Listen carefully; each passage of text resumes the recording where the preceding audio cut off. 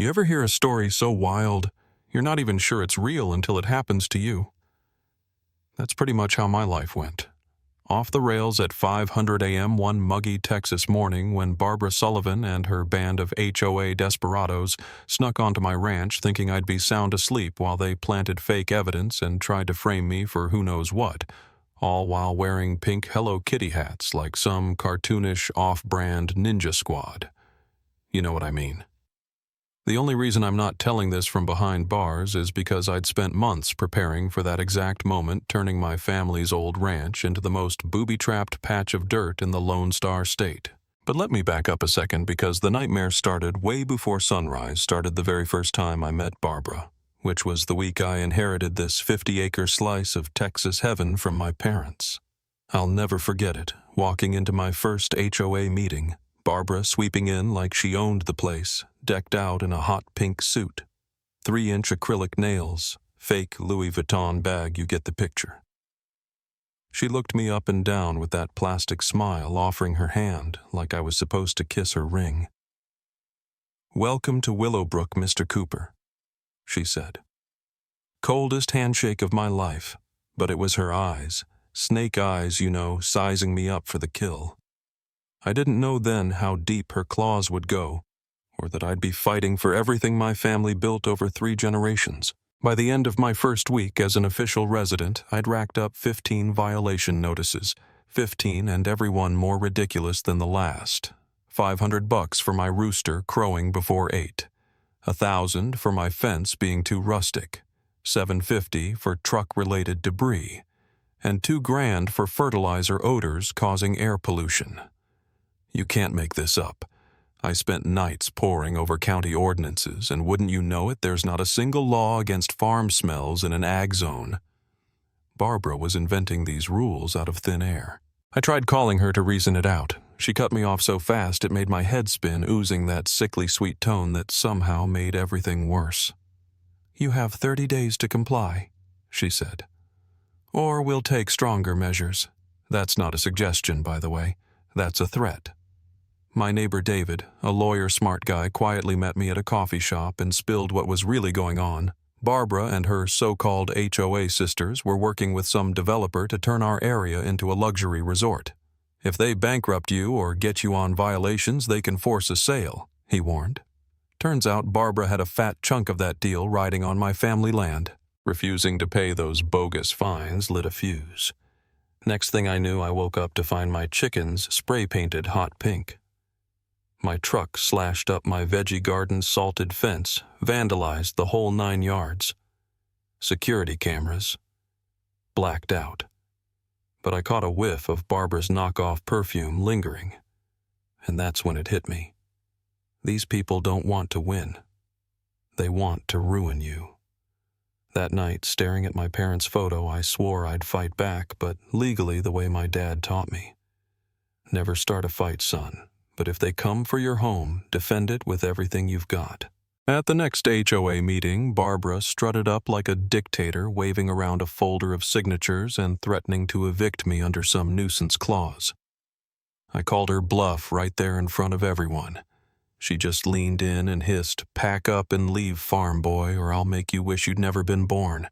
Pure venom. So I went full research mode, property defense laws, security systems, Texas Castle Doctrine, stand your ground. All of it. Then I started buying up gear, thermal cameras, motion sensors, enough paint, and stink bombs to start a prank war with the Pentagon. All legal, all above board, but enough to make any trespasser rethink their life choices. Even called up a couple of old military buddies, Navy SEALs, to help with installation. Nothing permanent, I told them, but make it memorable. They laughed, but I wasn't kidding. 3 weeks later, 3:00 a.m. My new AI system pinged my phone. 5 figures crossing the property line dressed in black. I zoomed in Barbara, even with the mask, and her HOA gang moving like they were on a heist. Through the audio feed, I caught her plan. Plant the fake drugs, dump the dead dogs, pour chemicals in his well. We frame him tonight. I just grinned. Welcome to Cooper Ranch Barb. Grand opening of hell. My traps had 3 levels. Level 1 pits of pig manure under fake grass nets coated in rotten fish glue. Paint bombs with UV dye that wouldn't wash off for weeks. Level 2 false floors that dropped intruders into a pit of 1,000 glowing cockroaches. My chicken's snacks tornado glue sprayers. Industrial stench fog. Level 3, the ultimate humiliation. Spring chairs launching trespassers into piles of feathered glue baby shark blasting at max volume while ping-pong balls rained from the ceiling. Every trap marked with warning signs, LED strobes, even automated voice warnings in 3 languages. If you ignored all that, that's on you. So 500 a.m., here they come. Barbara and her 4 lieutenants. Linda, the violation spotter. Margaret, the fine writer. Susan, the glass-shattering screecher, and Betty, the neighborhood spy. Barbara hits the fake grass and whoosh drops right into a pit of fermented manure. Her scream man. I wish I'd saved that ringtone.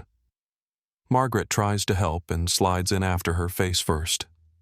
Linda trips an infrared beam, gets wrapped up in a net dripping with enzyme glue. The smell alone would drop a grown man. Susan and Betty panic run for it and set off the paint bombs. Betty gets coated head to toe in purple paint and rotten egg juice, glowing like a mutant under blacklight. All of it captured in glorious 4K by my security cams. At that point, Barbara's husband shows up, bless his heart, following her GPS and hauls her out of the pit looking like she's crawled out of a sewer. But before they can regroup, the floor collapses and Barbara ends up in the cockroach pit shrieking while 1,000 Madagascar hissers crawl all over her. The whole gang bolts for my barn, not knowing it's ground zero for level 3. Doors slam shut.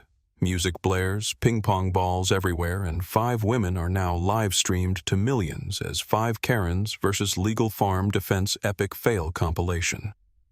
The internet went nuts, memes, remixes, you name it. When Officer Rodriguez showed up, he didn't even try to hide his smirk. Barbara Sullivan, he asked, flashlight on her manure-covered face. Is there a reason you're here at 5 a.m., covered in whatever that is? Bags of fake evidence, chemicals, everything on tape. They were cuffed, read their rights and hauled off as I strolled out in my pajamas, acting surprised. Oh, was that your HOA president? My bad. Good thing my defense system is all non-lethal and legal, right? Video hit 1 million views in an hour, 10 million by sunset.